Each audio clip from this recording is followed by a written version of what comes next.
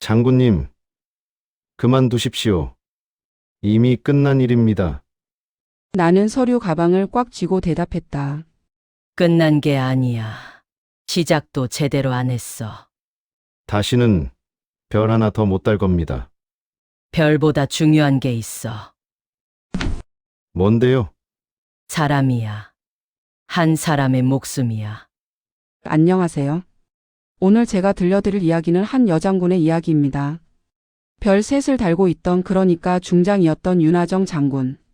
그녀는 자신의 부하 한 명이 의문사를 당하자 모두가 입을 다물 때 혼자서 진실을 파헤치기 시작했습니다. 그 대가는 혹독했습니다. 승진은 물 건너갔고 동료들은 등을 돌렸으며 상부는 압박을 가했습니다. 하지만 그녀는 멈추지 않았습니다. 왜일까요? 그건 바로 별의 무게보다 무거운 게 있다는 걸 그녀가 알았기 때문입니다.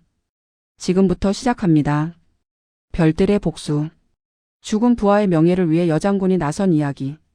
2019년 11월 14일 목요일 밤 11시 42분. 저는 그날 밤을 평생 잊지 못할 겁니다. 당직실 전화가 울렸습니다.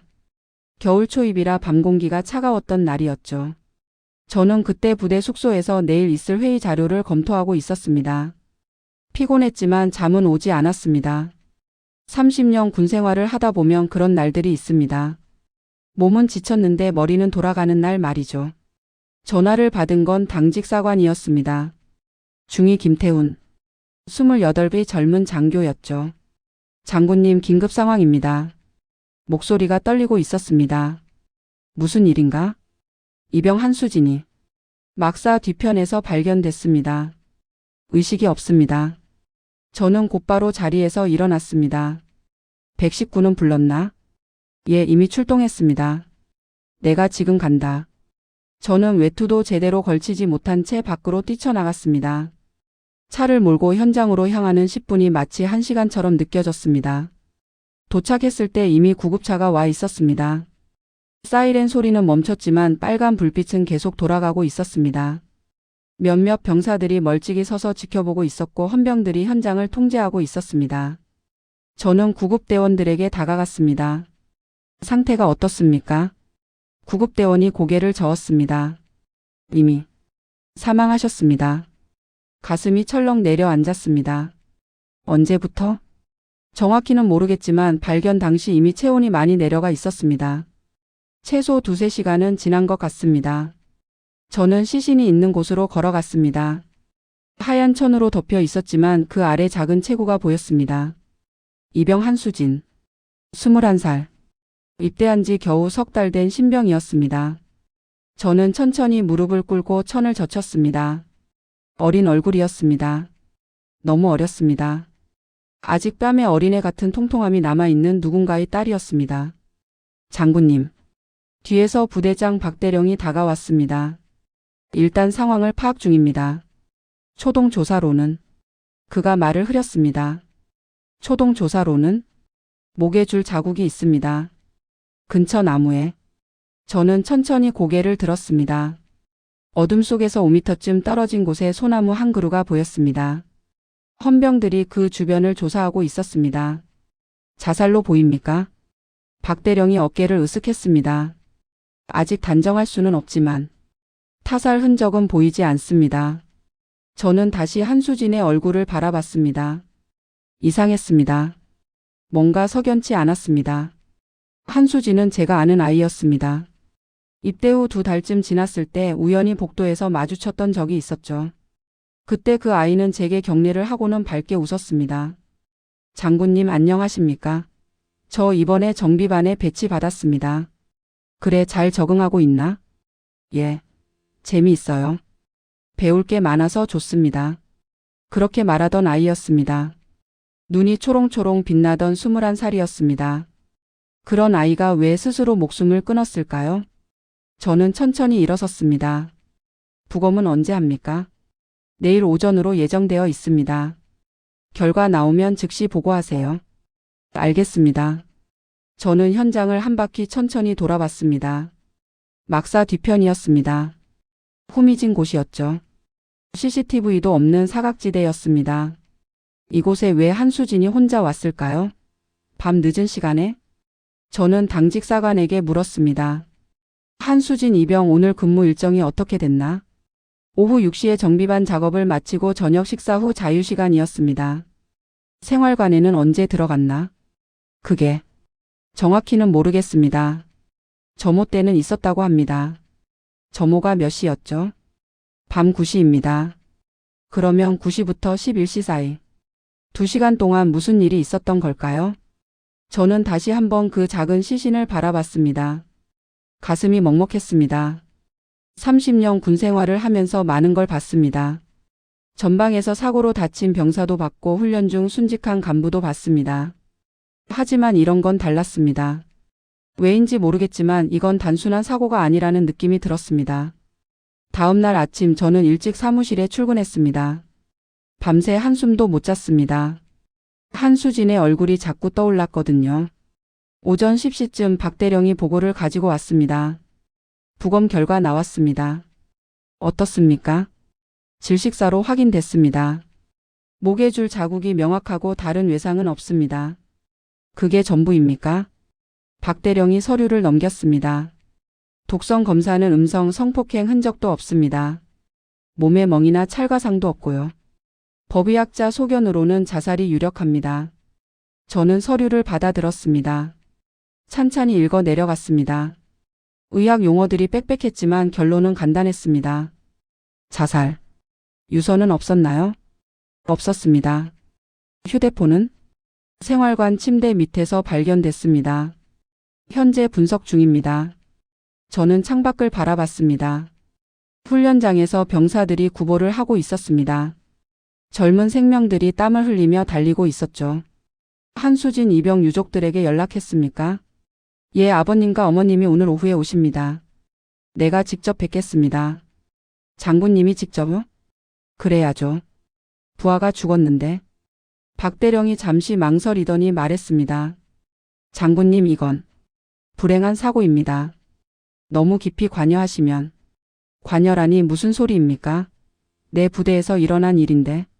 상부에서도 조용히 처리하기를 원합니다. 언론에 나가면 부대 이미지에.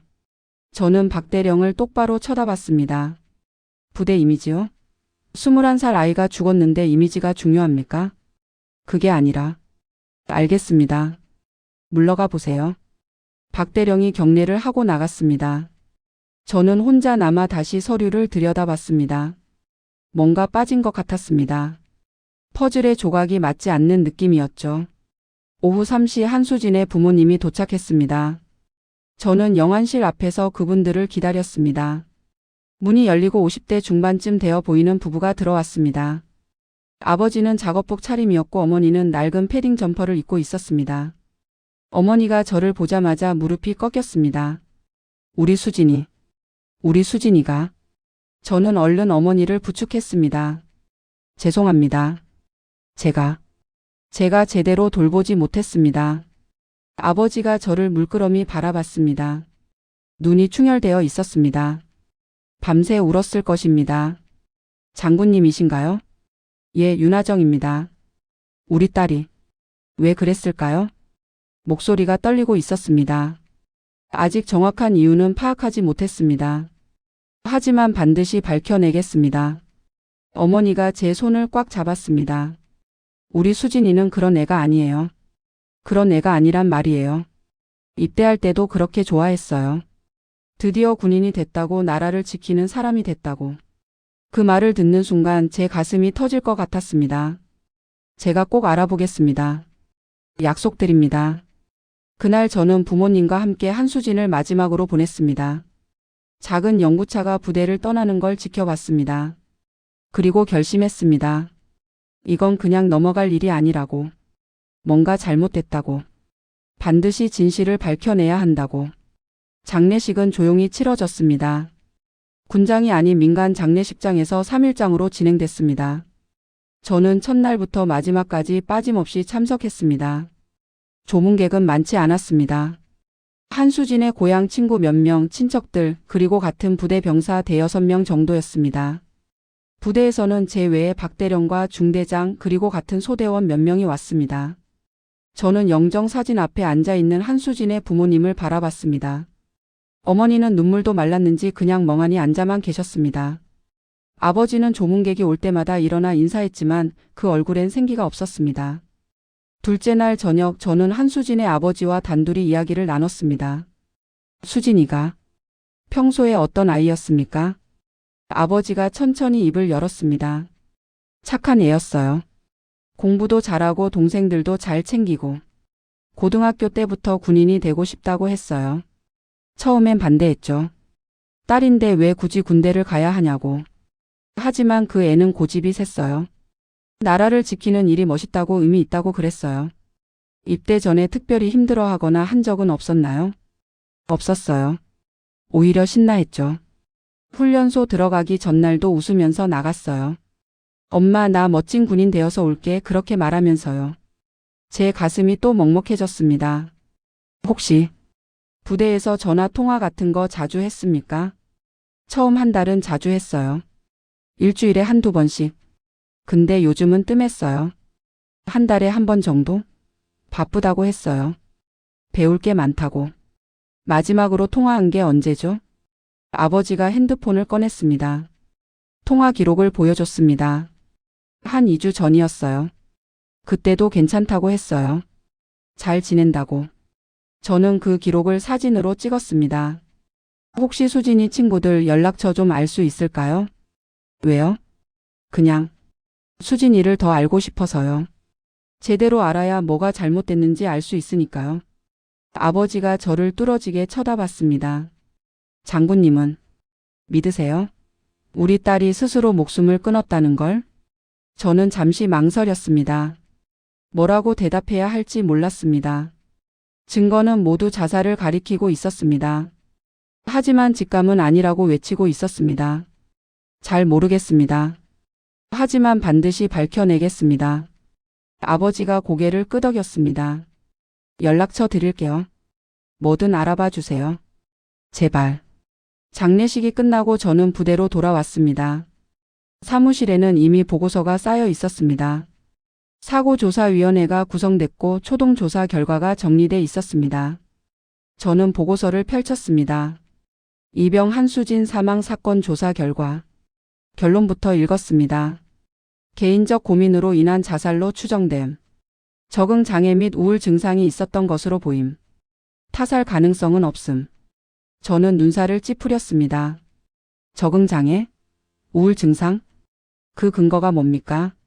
저는 세부 내용을 읽어 내려갔습니다. 동료 병사 3인 진술에 따르면 고인은 평소 조용한 성격으로 대인관계에 어려움을 겪었으며 군 생활에 대한 불만을 토로한 적이 있음. 저는 즉시 전화를 걸었습니다. 박대령 지금 즉시 들어오시오. 5분 후 박대령이 들어왔습니다. 부르셨습니까? 이 보고서 뭡니까? 적응장애? 우울 증상? 이게 확인된 겁니까? 동료들 진술이 그렇습니다. 동료가 누구죠? 이름이 왜 안 나와 있습니까? 그건 신상보호 차원에서. 신상보호? 사건 조사에서요? 당장 누군지 알려주세요. 박대령이 난처한 표정을 지었습니다. 장군님, 이 사건은 이미 종결됐습니다. 상부에서도 자살로 결론 났고. 종결? 유서도 없는데? 동기도 명확하지 않은데? 하지만 증거가 뭡니까? 목에 줄 자국 있는 거? 그게 자살이라는 증거는 못 됩니다. 박대령이 한숨을 쉬었습니다. 장군님, 솔직히 말씀드리겠습니다. 이건 더 파헤치지 않는 게 좋습니다. 왜죠? 상부의 뜻입니다. 상부가 누굽니까? 박대령이 입을 다물었습니다. 저는 알았습니다. 이게 단순한 사고 처리가 아니라는 걸. 누군가 이 사건을 빨리 묻으려 한다는 걸. 알겠습니다. 물러가시죠. 박대령이 나가고 저는 혼자 남았습니다. 저는 보고서를 다시 펼쳤습니다. 한 줄 한 줄 천천히 읽어 내려갔습니다. 뭔가 이상했습니다. 첫째, 유서가 없습니다. 스스로 목숨을 끊는 사람 중 70%는 유서를 남긴다는 통계가 있습니다. 특히 젊은 사람일수록 그 비율이 높습니다. 하지만 한수진은 남기지 않았습니다. 둘째, 시간이 이상합니다. 밤 9시 점호 후 11시 42분 발견. 그 사이 2시간 반 동안 아무도 그녀를 보지 못했습니다. 어디서 뭘 했을까요? 셋째, 장소가 이상합니다. 막사 뒤편 후미진 곳. CCTV도 없는 사각지대. 왜 하필 거기였을까요?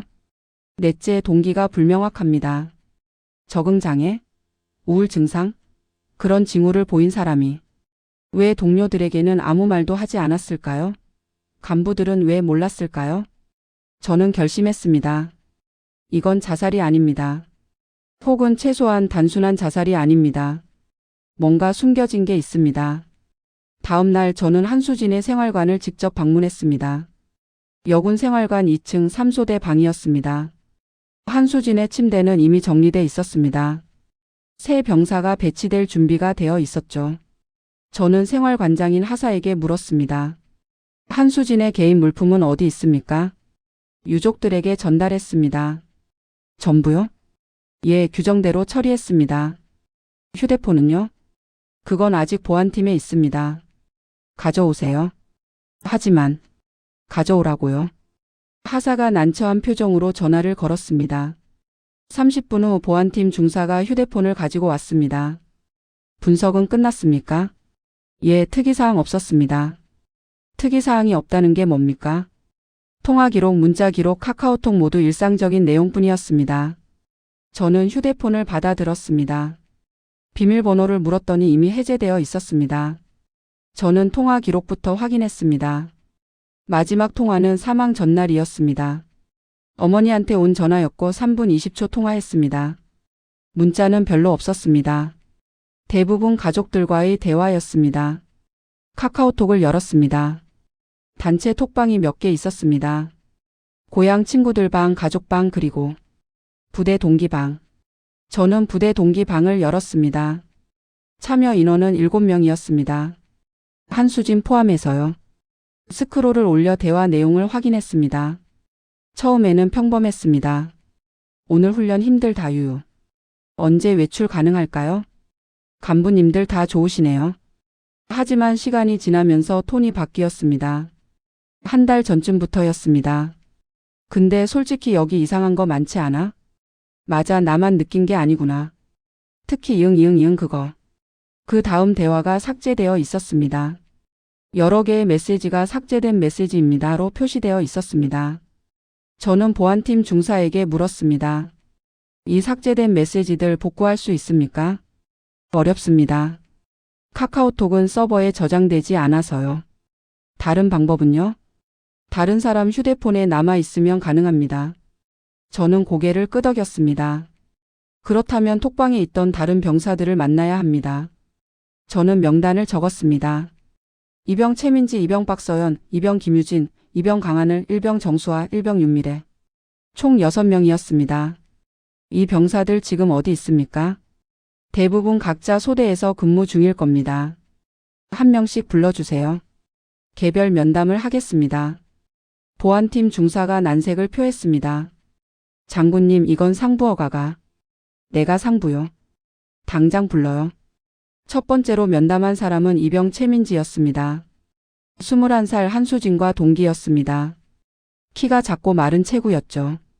제 앞에 앉았을 때 몸을 떨고 있었습니다. 긴장하지 마세요. 그냥 몇 가지만 물어볼게요. 예. 한수진과 친했나요? 네, 훈련소 동기였어요. 평소에 어떤 아이였나요? 최민지가 눈물을 글썽였습니다. 착했어요.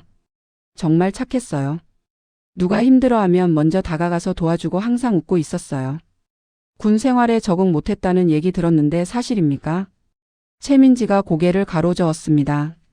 아니요, 그런 거 한 번도 말한 적 없어요. 오히려 잘 적응했어요. 그런데 왜 조사 보고서에는 적응 장애가 있었다고? 최민지가 입술을 깨물었습니다. 모르겠어요. 누가 그런 말을 했는지. 저는 한수진의 휴대폰을 꺼냈습니다. 이거 봤어요?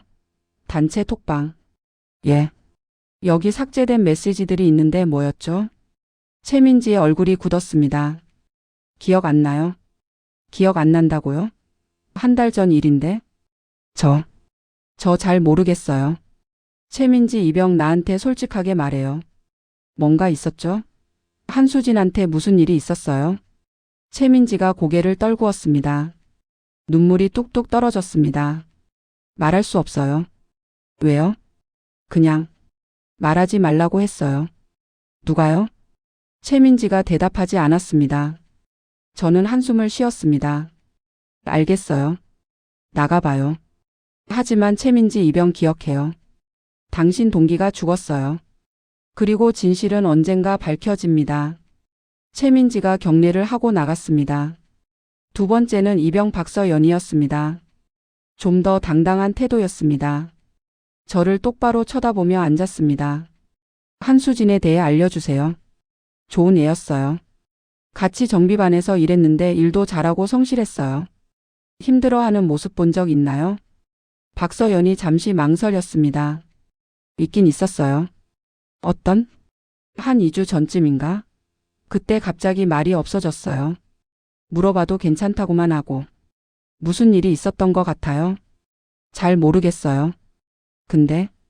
근데? 그 전날 당직 근무를 섰거든요. 그 다음 날부터 이상해졌어요. 저는 메모했습니다. 당직 근무가 언제였죠? 10월 말쯤이었을 거예요. 정확한 날짜는 기억 안 나요. 당직 근무 때 뭔가 있었을 것 같아요. 박서연이 입을 다물었습니다. 모르겠어요. 박서연 이병. 정말 모르겠어요.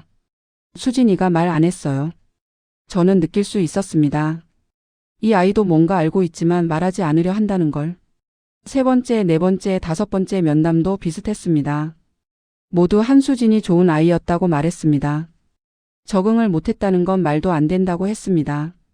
하지만 왜 죽었는지 무슨 일이 있었는지는 아무도 말하지 않았습니다.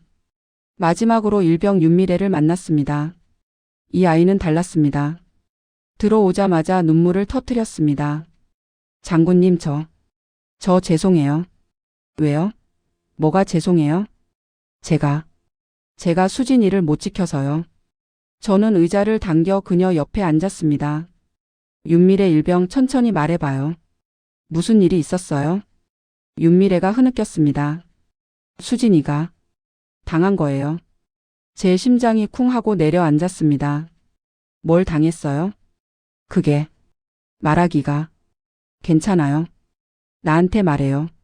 내가 도와줄게요. 윤미래가 떨리는 목소리로 말했습니다. 10월 28일이었어요. 수진이가 당직 근무를 섰어요. 그날 밤에 부사관님이 당직실에 오셨대요. 누구요?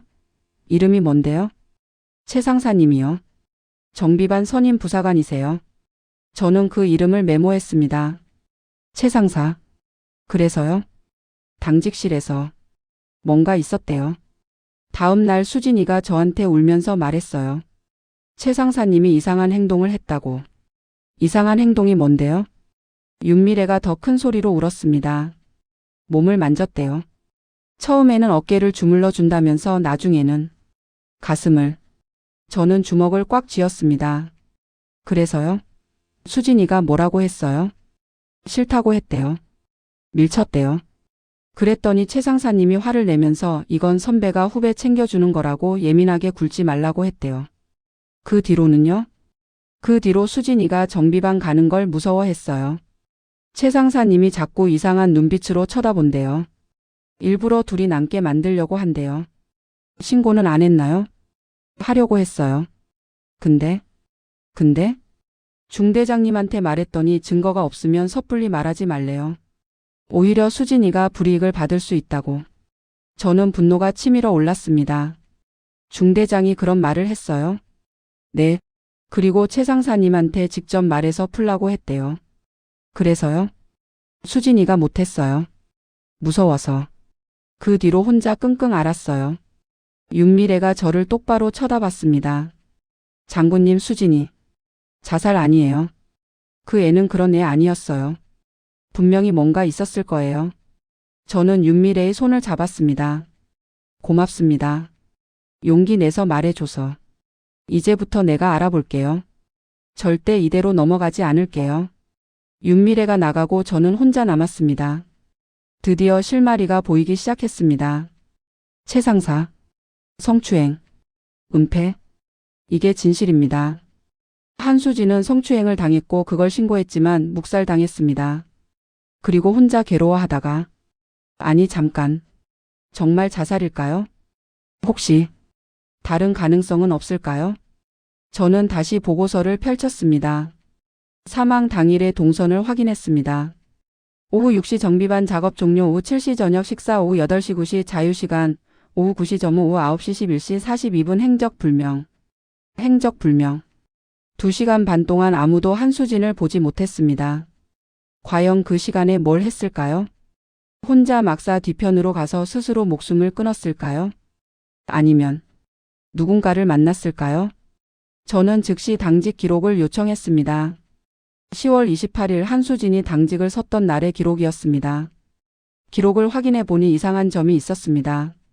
밤 10시에서 12시 사이 외부인 출입 기록이 있었습니다. 하지만 이름이 지워져 있었습니다. 왜 지웠을까요? 저는 당직사관을 불렀습니다. 이 기록 뭡니까? 왜 이름이 지워져 있어요? 당직사관이 어깨를 으쓱했습니다. 모르겠습니다. 원래 기록이 그렇게 되어 있었습니다. 누가 지웠는지 확인해 주세요. 어렵습니다.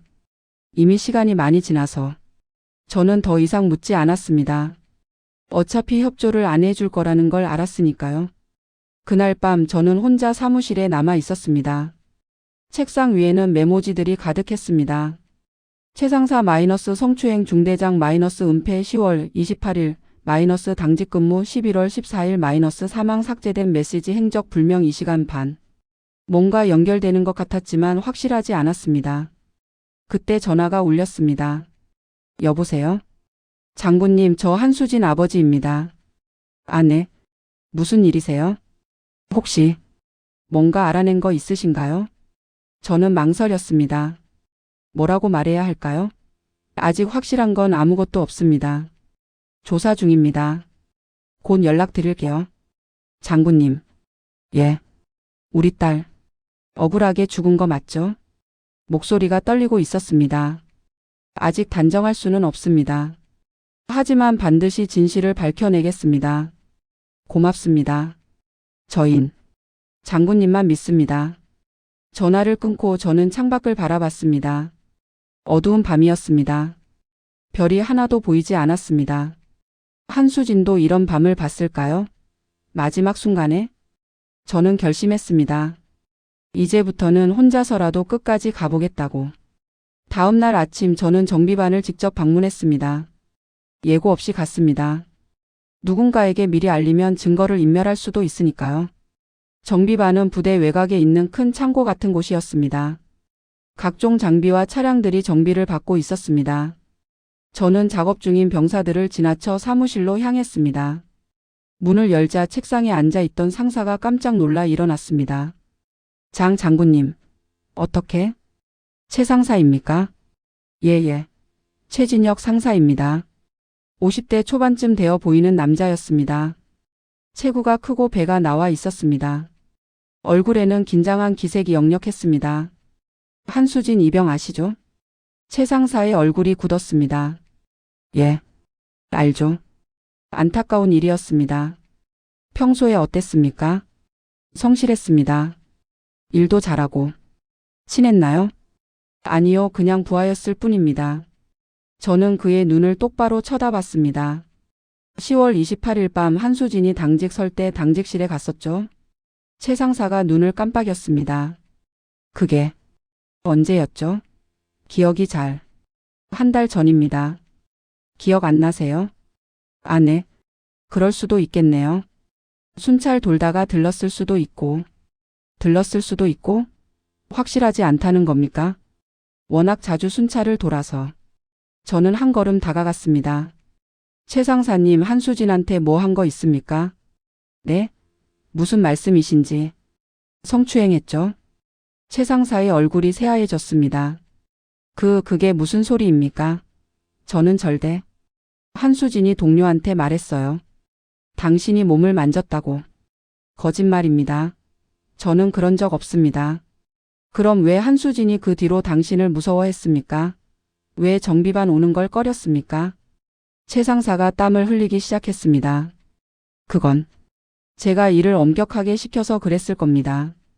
요즘 애들은 좀만 혼내도 예민하게. 예민하게라고요? 저는 분노를 참았습니다. 최 상사님, 이건 심각한 문제입니다. 군대 내 성추행은 중범죄예요. 지금 솔직하게 말하는 게 나을 겁니다. 저는 정말 안 했습니다. 누가 그런 헛소리를 하는 겁니까? 헛소리요? 당신 부하가 죽었어요. 그리고 그 아이가 죽기 전에 당신한테 성추행을 당했다고 말했어요. 이게 헛소리입니까? 최 상사가 벌떡 일어났습니다. 장군님, 이건 명예훼손입니다. 증거도 없이 어떻게? 증거는 찾을 겁니다. 반드시. 저는 돌아서서 나왔습니다. 뒤에서 최 상사가 뭐라고 소리쳤지만 듣지 않았습니다. 밖으로 나오니 몇몇 병사들이 저를 쳐다보고 있었습니다. 소문은 빨리 퍼질 겁니다.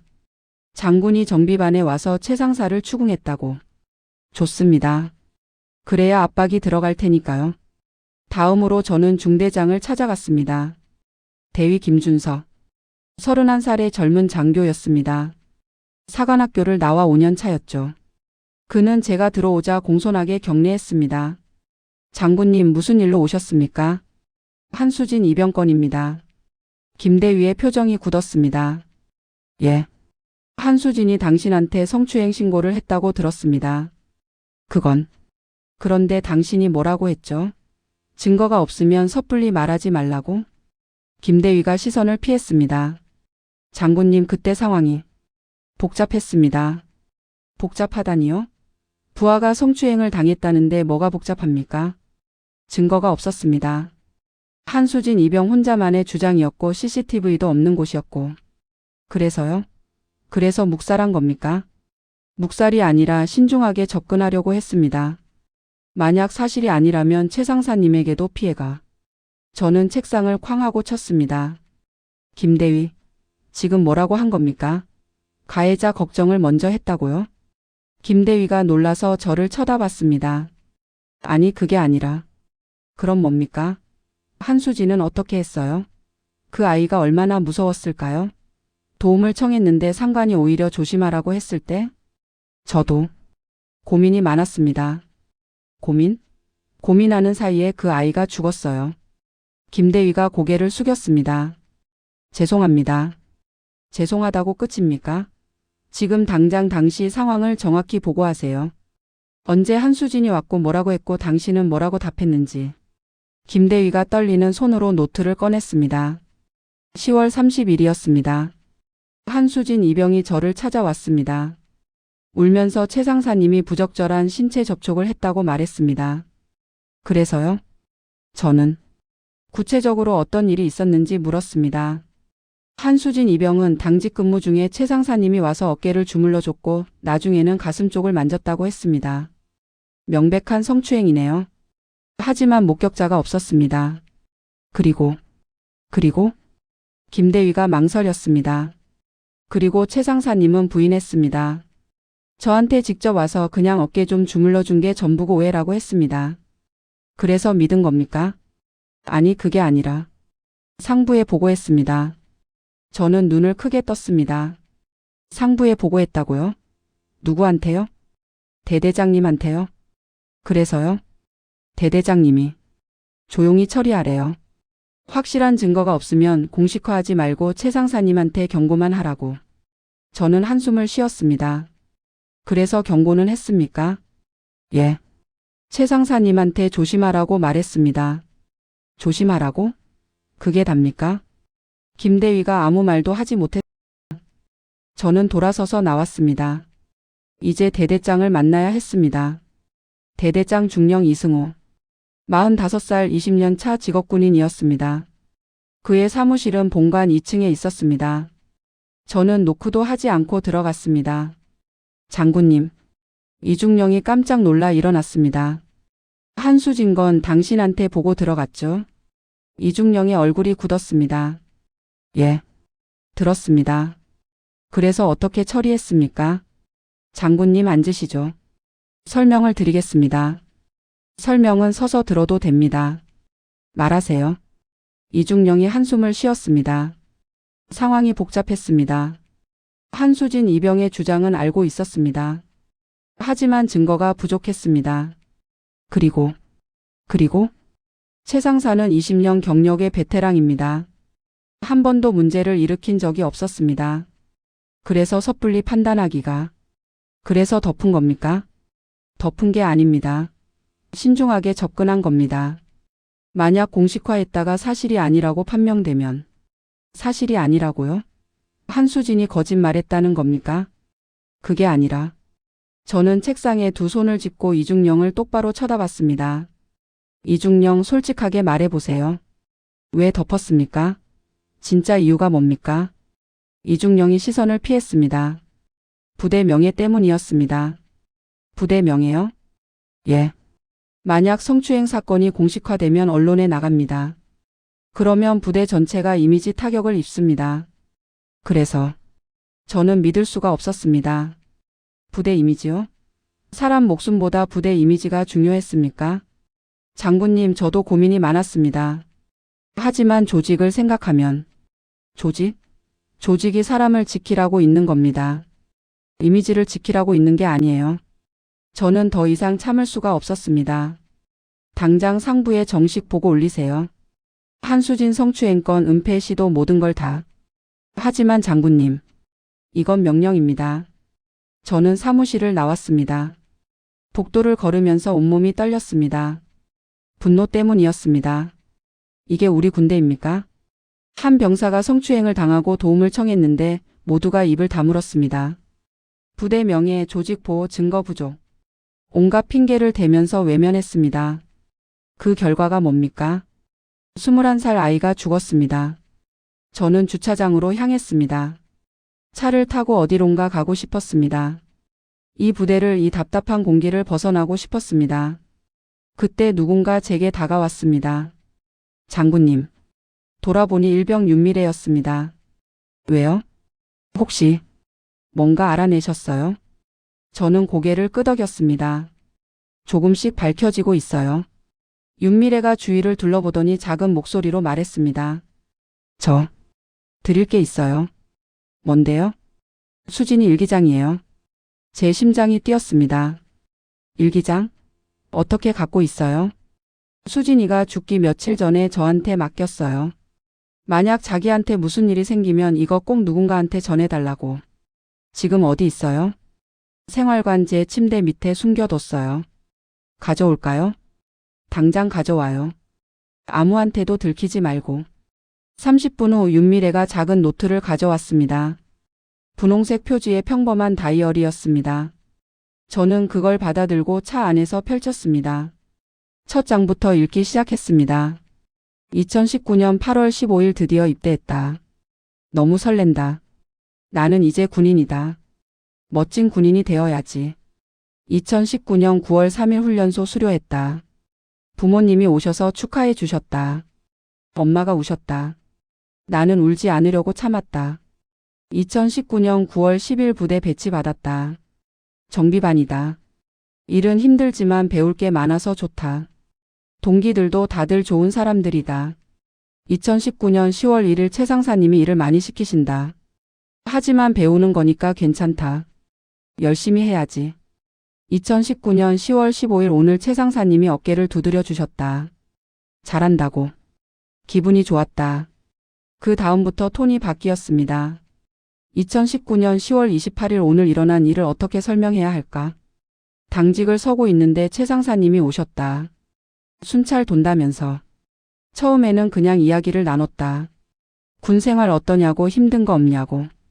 그러다가 갑자기 내 뒤로 와서 어깨를 주무르기 시작했다. 굳어 있다면서. 나는 불편했지만 선배가 후배 챙겨주는 거라고 생각하려고 했다. 그런데 손이 점점 아래로 내려왔다. 나는 몸을 피했다. 그랬더니 왜 그러냐고 예민하게 굴지 말라고 했다. 나는 아무 말도 못했다. 그냥 얼어붙었다. 2019년 10월 29일 어젯밤 일이 자꾸 생각난다. 내가 잘못 생각한 걸까? 아니다. 분명히 이상했다. 미래한테 말했다. 미래가 울었다. 나도 울었다. 2019년 10월 30일 중대장님한테 말했다. 용기를 내서 말했다. 그런데 중대장님이 증거가 있냐고 물으셨다. 없다고 했더니 섣불리 말하지 말래요. 오히려 내가 불이익을 받을 수 있다고. 나는 어떻게 해야 하나? 누구한테 말해야 하나? 2019년 11월 1일 최 상사님이 오늘도 나를 불렀다. 장비 정리하라고. 혼자. 나는 무서웠다. 핑계를 대고 도망쳤다. 최 상사님 표정이 무서웠다. 2019년 11월 5일 더 이상 못 견디겠다. 정비반 가는 게 너무 무섭다. 최 상사님 눈빛이 무섭다. 동료들한테 말해도 어쩔 수 없다고 한다. 군대가 원래 그렇다고. 참아야 한다고. 2019년 11월 10일 부모님한테 전화했다. 전역하고 싶다고 말하려고 했다. 그런데 못했다. 엄마가 너무 좋아하시는 목소리였다. 내 딸이 자랑스럽다고. 나는 차마 말할 수가 없었다. 2019년 11월 12일 어제 꿈을 꿨다. 최 상사님이 나를 쫓아오는 꿈. 나는 도망쳤지만 결국 잡혔다. 잡히는 순간 깼다. 온몸이 땀으로 젖어 있었다. 2019년 11월 13일 오늘 최 상사님한테 불려갔다. 내일 밤 당직대 창고 정리를 도와달래요. 둘이서. 나는 싫다고 했다. 그랬더니 명령이라고 했다. 거부하면 군기 문제로 넘어간다고. 나는 어떻게 해야 하나? 누가 좀 도와줬으면 좋겠다. 그게 마지막 일기였습니다.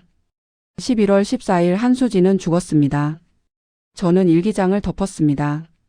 눈물이 났습니다. 이 아이가 얼마나 무서웠을까요? 얼마나 외로웠을까요? 도움을 청했지만 아무도 들어주지 않았을 때 얼마나 절망했을까요? 그리고 마지막 밤. 11월 14일 밤. 최 상사는 한수진을 불렀습니다. 창고 정리를 도와달라고. 그 뒤로 한수진의 행적은 묘연합니다. 오후 9시 점오후 밤 11시 42분까지. 2시간 반. 그 사이에 무슨 일이 있었을까요? 저는 다시 사망 현장 사진을 꺼냈습니다. 막사 뒤편 소나무 아래. 정비반 창고에서 그리 멀지 않은 곳이었습니다. 혹시 정비반 창고에서 뭔가 있었던 건 아닐까요? 저는 즉시 차에 시동을 걸었습니다. 밤 10시. 부대는 조용했습니다. 대부분의 병사들은 생활관에서 쉬고 있었고 당직조만 순찰을 돌고 있었습니다.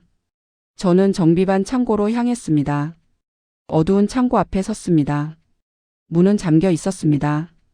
하지만 저는 마스터키를 갖고 있었습니다. 문을 열고 들어갔습니다. 불을 켰습니다. 넓은 창고 안에는 각종 장비와 차량들이 늘어서 있었습니다. 공구들이 벽에 걸려 있었고 부품들이 선반에 정리되어 있었습니다. 저는 천천히 안을 둘러봤습니다.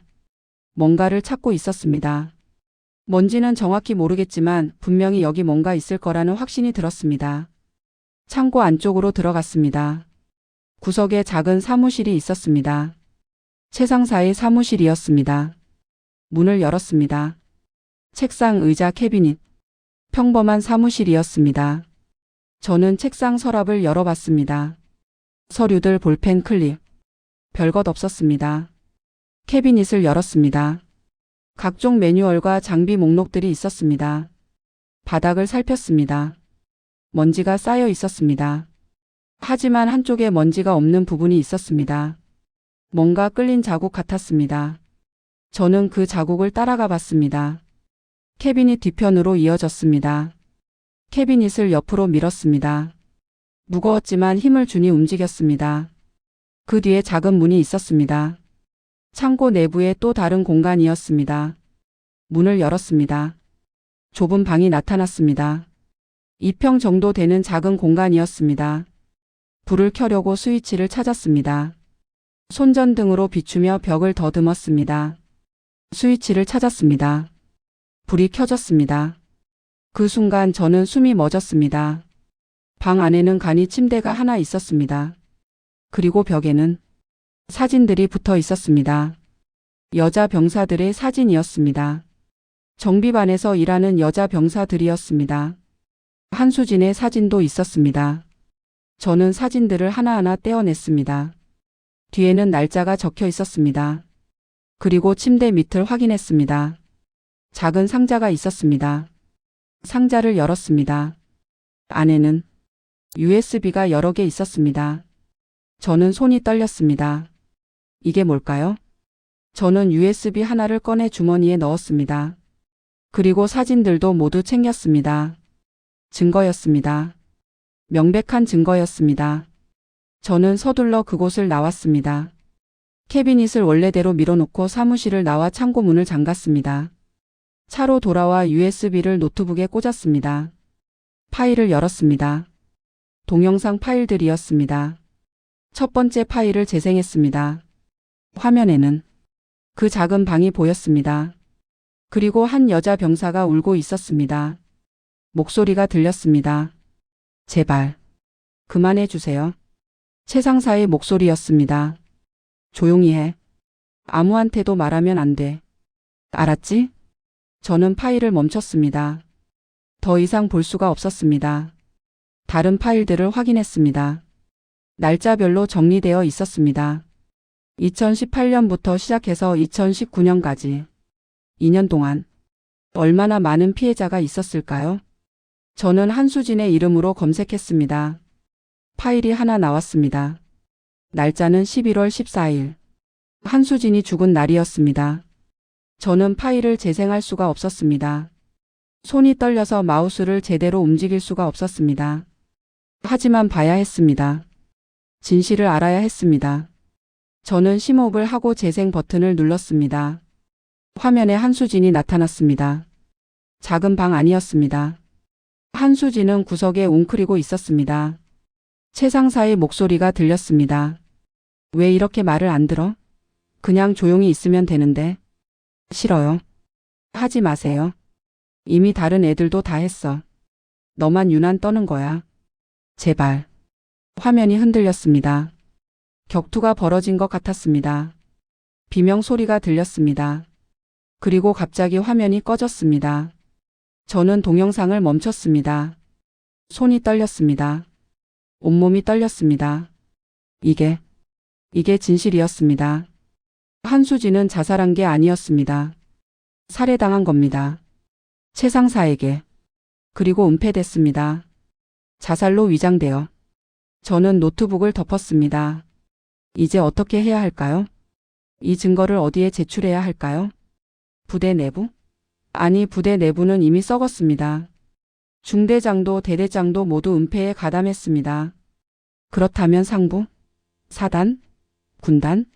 하지만 거기도 믿을 수 있을까요? 조직은 조직을 보호합니다. 이미 경험으로 알고 있었습니다. 저는 한참을 고민했습니다. 그리고 결정했습니다. 경찰에 신고하겠습니다. 군이 아닌 민간 경찰에. 살인 사건이니까요. 다음 날 아침 저는 관할 경찰서를 찾아갔습니다. 수사과장을 만났습니다. 장군님이 직접 오시다니 무슨 일이십니까? 저는 USB와 사진들 그리고 한수진의 일기장을 내밀었습니다. 살인 사건을 신고하러 왔습니다. 수사과장의 얼굴이 굳었습니다. 살인이라고요? 네, 우리 부대에서 일어난 일입니다. 자살로 위장됐지만 실제로는 살인입니다. 저는 모든 걸 설명했습니다. 한수진의 죽음, 성추행, 은폐 그리고 제가 찾아낸 증거들. 수사과장은 심각한 표정으로 들었습니다. 이건 중대한 사안입니다. 즉시 수사에 착수하겠습니다. 빨리 해주세요. 증거가 인멸될 수 있습니다. 알겠습니다. 오늘 중으로 영장을 받아서 부대에 들어가겠습니다. 저는 경찰서를 나왔습니다. 이제 되돌릴 수 없습니다. 저는 군 내부 절차를 무시하고 민간 경찰에 신고했습니다. 이건 엄청난 문제가 될 겁니다. 상부에서는 제게 책임을 물을 겁니다. 하지만 상관없습니다. 한수진의 진실을 밝히는 게 더 중요합니다. 부대로 돌아오니 이미 소문이 퍼져 있었습니다. 복도에서 마주치는 장교들이 저를 피하듯 지나갔습니다. 사무실에 도착하니 박대령이 기다리고 있었습니다. 장군님, 큰일 났습니다. 뭐가요? 사단장님이 급히 오라고 하십니다. 알겠습니다. 지금 가죠. 사단장실로 향했습니다. 사단장 소장 강성민. 50대 후반의 베테랑이었습니다. 곧 진급이 예정되어 있는 촉망받는 장성이었죠. 그의 사무실에 들어서자 차가운 분위기가 느껴졌습니다. 앉으시오, 윤 장군. 저는 의자에 앉았습니다. 강사 단장이 저를 쏘아봤습니다. 무슨 짓을 한 겁니까? 무슨 말씀이신지. 경찰에 신고했다며? 군 내부 사건을 민간에? 살인 사건이었습니다. 군에서 은폐하고 있었고요. 은폐라니. 자살로 결론난 사건 아니요? 자살이 아닙니다. 살해당한 겁니다. 증거가 있습니다. 저는 USB를 꺼내 책상 위에 놓았습니다. 이게 뭐요? 최 상사가 찍은 동영상입니다. 여러 병사들을 성폭행한 증거입니다. 한수진도 포함되어 있습니다.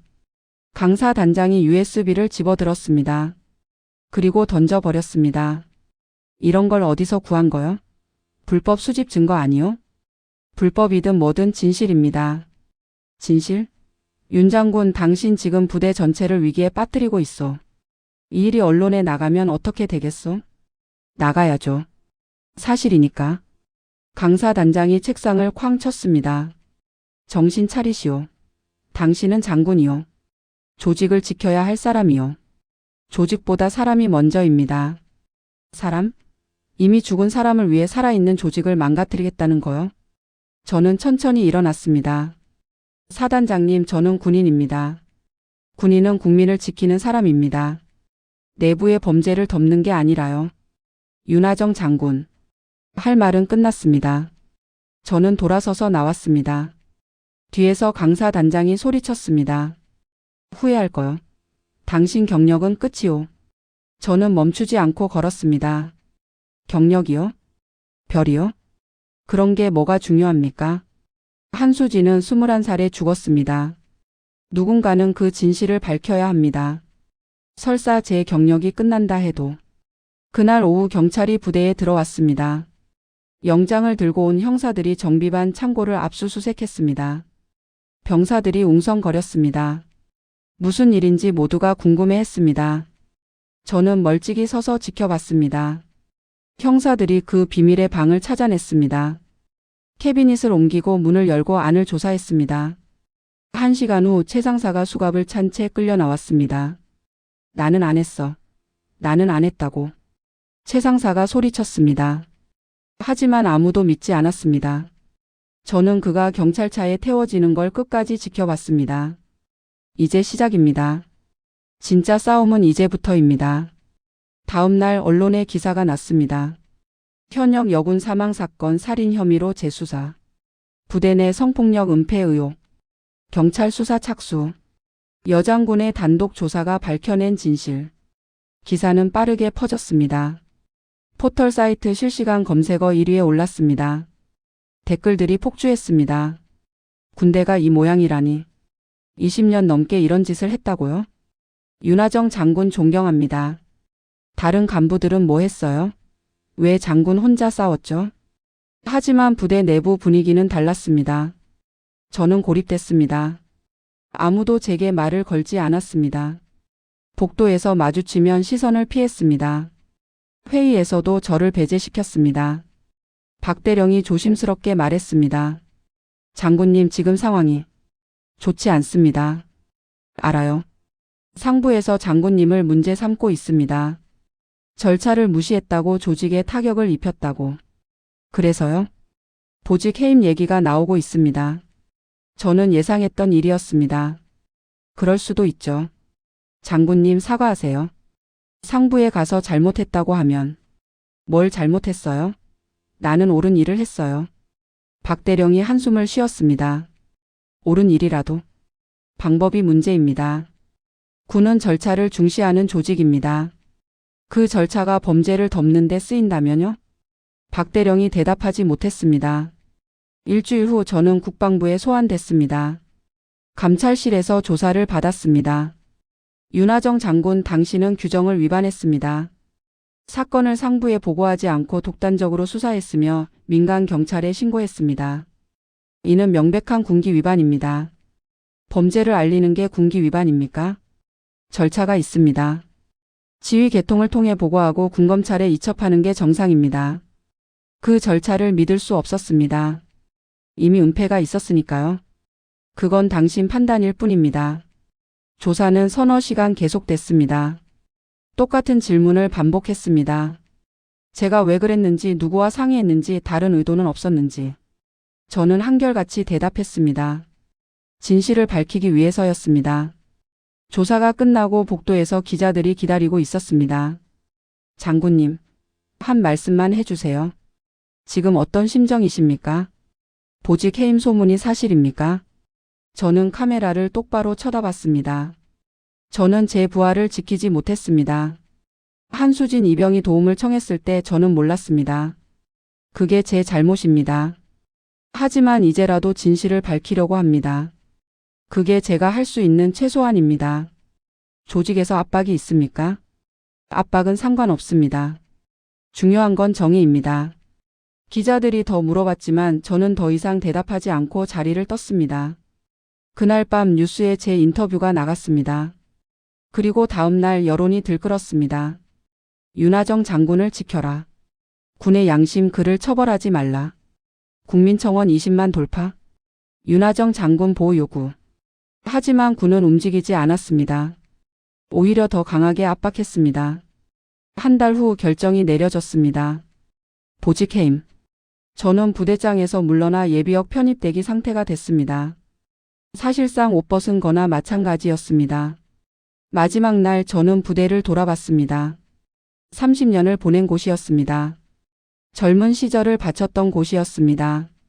이제 떠나야 했습니다. 집무실을 정리했습니다. 책상 위에 물건들, 벽에 걸린 액자들, 30년의 기억들을 상자에 담았습니다. 문을 나서려는데 누군가 복도에 서 있었습니다. 윤미래였습니다. 그리고 그 뒤에 다른 병사들이 줄지어 서 있었습니다. 최민지, 박서연, 김유진. 제가 면담했던 그 아이들이었습니다. 그리고 더 많은 병사들이 있었습니다. 수십 명이 복도를 가득 메우고 있었습니다. 장군님. 윤미래가 앞으로 나왔습니다. 손에 꽃다발을 들고 있었습니다. 저희가 감사 인사를 드리고 싶어서요. 눈물이 났습니다. 내가 뭘 했다고. 아니에요. 장군님은 해내셨어요.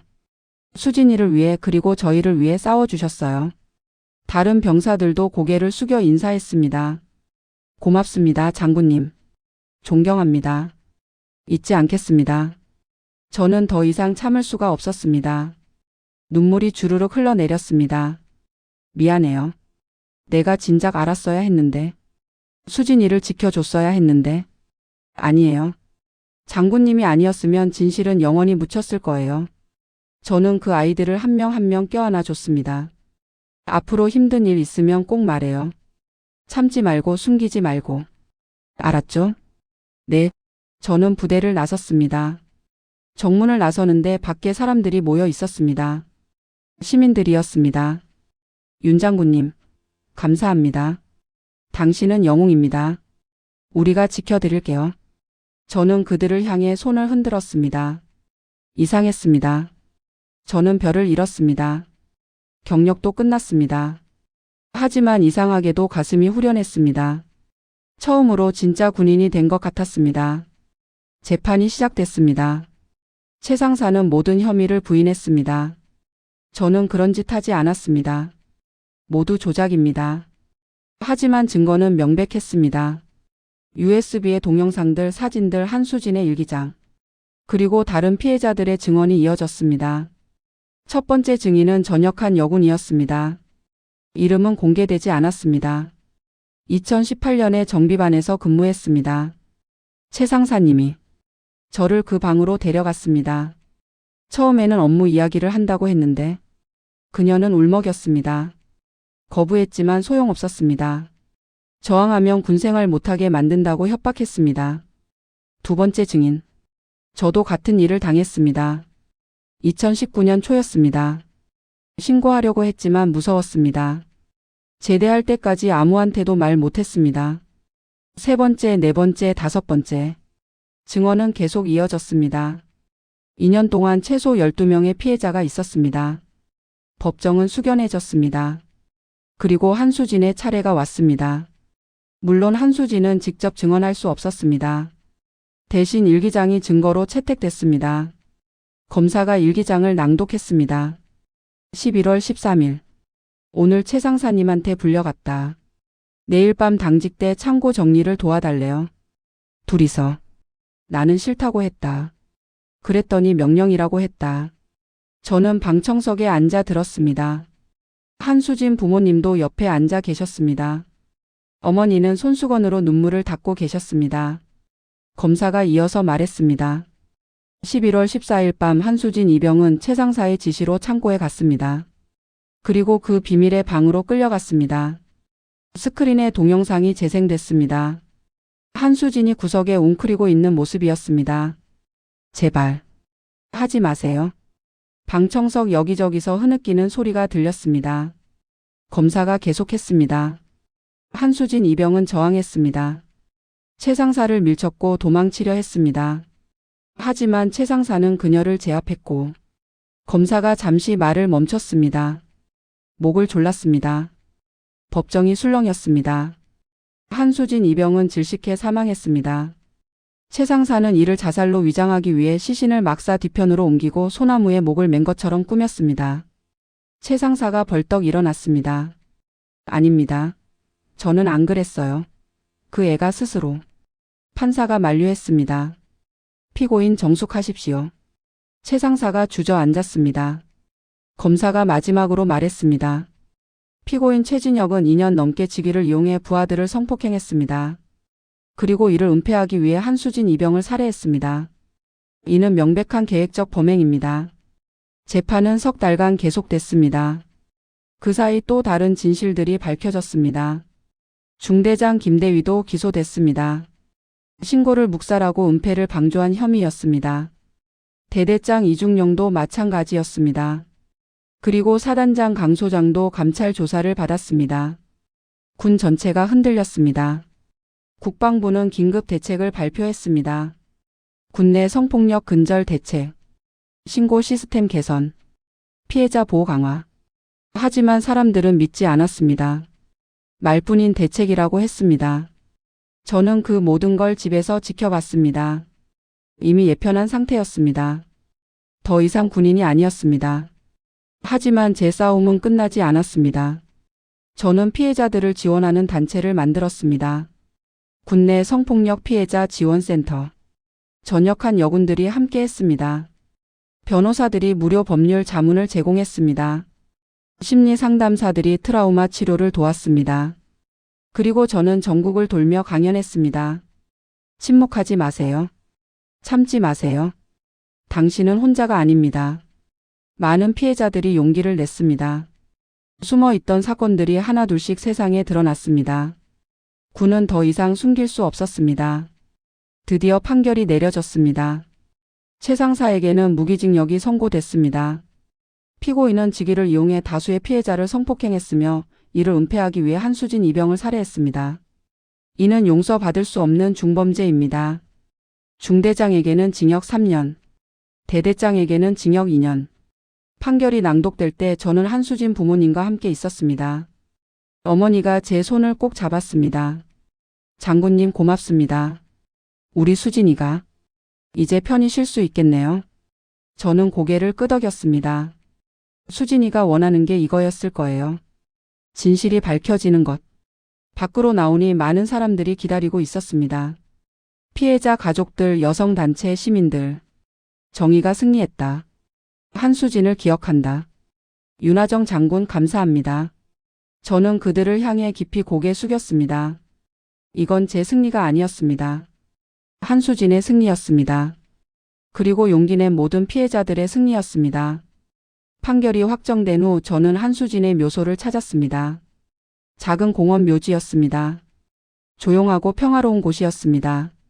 묘비에는 이렇게 적혀 있었습니다. 이병 한수진 2000년 3월 15일 2019년 11월 14일 별이 되어 하늘을 지키는 군인. 저는 무릎을 꿇고 꽃을 놓았습니다. 수진아, 늦어서 미안해. 진작 알았어야 했는데. 바람이 불었습니다. 나뭇잎들이 살랑거렸습니다. 내가 원하던 대로 했어. 진실을 밝혔어. 최 상사는 처벌받았어. 이제 편히 쉬어도 돼. 저는 한참을 그곳에 앉아 있었습니다. 30년 군 생활이 주마등처럼 스쳐갔습니다.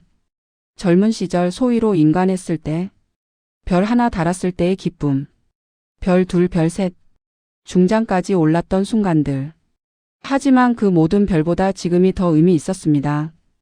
별을 내려놓았지만 진짜 군인이 된 것 같았습니다. 묘소를 나서는데 누군가 저를 불렀습니다. 장군님. 돌아보니 박대령이었습니다. 여긴 어떻게? 장군님 오실 줄 알았습니다. 박대령이 제 앞에 섰습니다. 사과하러 왔습니다. 무슨 사과요? 그때 장군님을 말렸습니다. 덮으라고 했습니다. 제가 잘못했습니다. 저는 고개를 저었습니다. 당신만의 잘못이 아니에요. 우리 모두의 잘못이었죠. 장군님은 후회하지 않으십니까? 모든 걸 잃었잖아요. 저는 웃었습니다. 후회요? 아니요.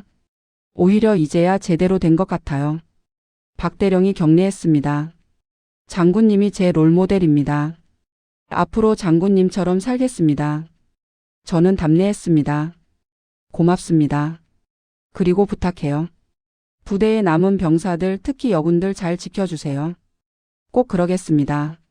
몇 달 후 저는 국회에 참고인으로 소환됐습니다. 군내 성폭력 방지법 제정을 위한 청문회였습니다. 의원들이 질문했습니다. 윤하정 전 장군님, 군내 성폭력이 이렇게 심각한 줄 몰랐습니까? 저는 마이크 앞에 앉아 대답했습니다. 몰랐습니다. 아니, 알려고 하지 않았는지도 모릅니다. 조직 내부의 문제를 인정하는 게 두려웠습니다. 왜 두려웠습니까? 조직의 명예가 개인보다 우선시되는 문화 때문입니다. 문제를 제기하면 조직에 해를 끼치는 사람으로 낙인 찍힙니다. 그래서 대부분이 침묵한다는 거죠? 네, 그렇습니다. 피해자도 목격자도 심지어 간부들도. 어떻게 바뀌어야 할까요? 저는 잠시 생각했습니다. 첫째, 신고 시스템을 바꿔야 합니다. 내부 신고만으로는 한계가 있습니다. 외부 기관, 독립적인 조사 기구가 필요합니다. 둘째요. 문화를 바꿔야 합니다. 조직 보호가 아니라 사람 보호가 우선이라는 인식을. 셋째요. 책임을 물어야 합니다. 은폐하고 방조한 사람들도 엄중히 처벌해야 합니다. 청문회는 5시간 넘게 계속됐습니다. 그리고 한 달 후 법이 통과됐습니다. 군내 성폭력 방지 및 피해자 보호에 관한 법률. 일명 한수진법이었습니다. 법안 통과 현장에 저도 있었습니다. 의원들이 기립 박수를 보냈습니다. 저는 울었습니다. 한수진이 헛되이 죽지 않았습니다. 그 아이의 죽음이 세상을 조금이나마 바꿨습니다. 1년이 지났습니다. 저는 평범한 시민으로 살고 있었습니다. 작은 아파트에서 강연과 상담으로 생계를 이어가며. 하지만 후회는 없었습니다. 어느 날 한 통의 편지를 받았습니다. 발신인은 윤미래였습니다. 편지를 열었습니다. 장군님께. 안녕하세요. 저는 이제 전역을 앞두고 있습니다. 군생활 2년이 정말 빠르게 지나갔습니다.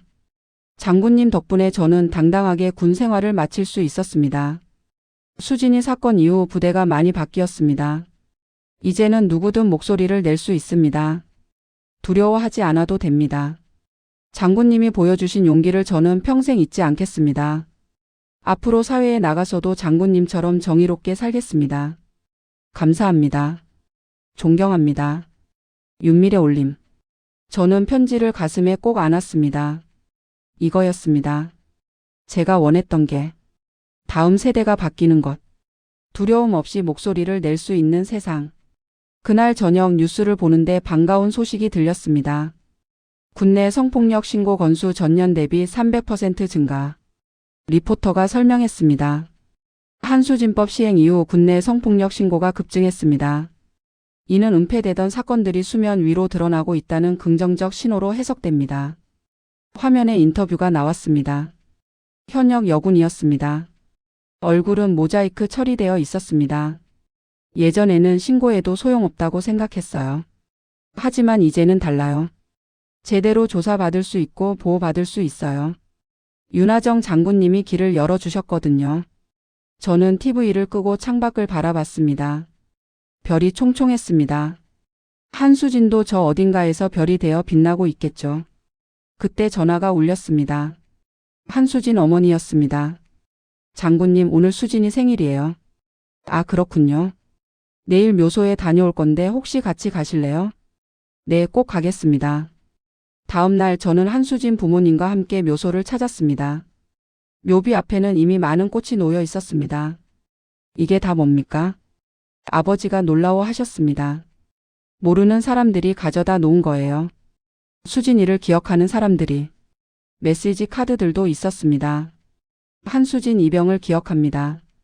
당신의 용기가 세상을 바꿨습니다. 별이 되어도 잊지 않겠습니다. 어머니가 눈물을 흘리셨습니다. 우리 수진이가 이렇게 많은 사람들한테 기억되고 있네요. 저는 꽃을 놓고 묵념했습니다. 그리고 속으로 말했습니다. 수진아, 내가 바꾼 세상을 봐. 내 용기가 얼마나 많은 사람을 구했는지 알아?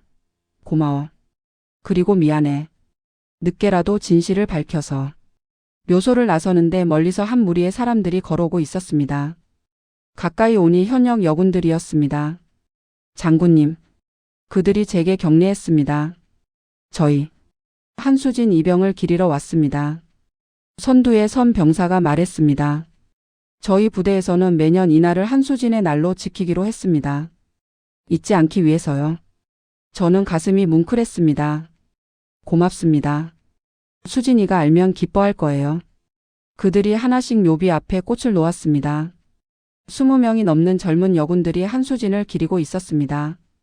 이거였습니다. 진짜 복수는, 한수진의 복수는 미움이 아니었습니다. 세상을 바꾸는 것이었습니다.